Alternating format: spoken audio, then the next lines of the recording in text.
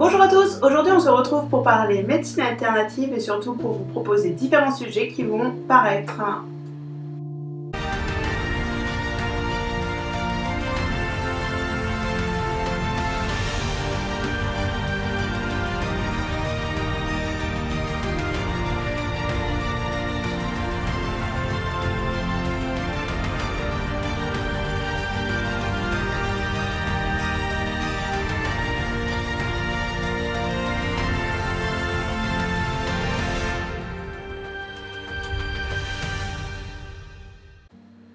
un sujet qui me tient à cœur, ce sont les médecines alternatives, autant pour les humains que pour les animaux, mais là on va surtout se focaliser sur les animaux.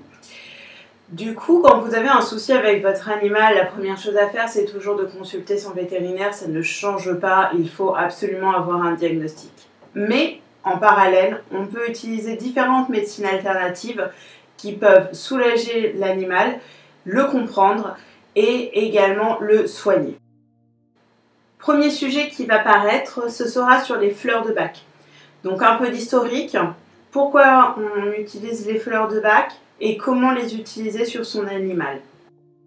Le second sujet portera sur le Reiki, aussi appelé Raki.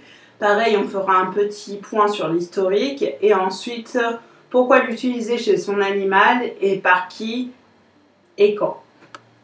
Troisième sujet sera sur les planches énergétiques, à quoi elles servent, où on peut les trouver et ce que ça apporte à votre animal. Autre sujet intéressant, l'ostéopathie. Pourquoi l'utiliser chez son animal et qu'est-ce que ça apporte? La communication animale, je ne sais pas si vous connaissez, c'est une technique assez particulière et je vous ferai un petit retour dessus de ma propre expérience.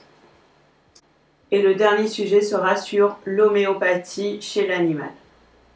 Donc n'hésitez pas dès maintenant à poser des questions en commentaire pour que je puisse y répondre lors de la sortie des sujets.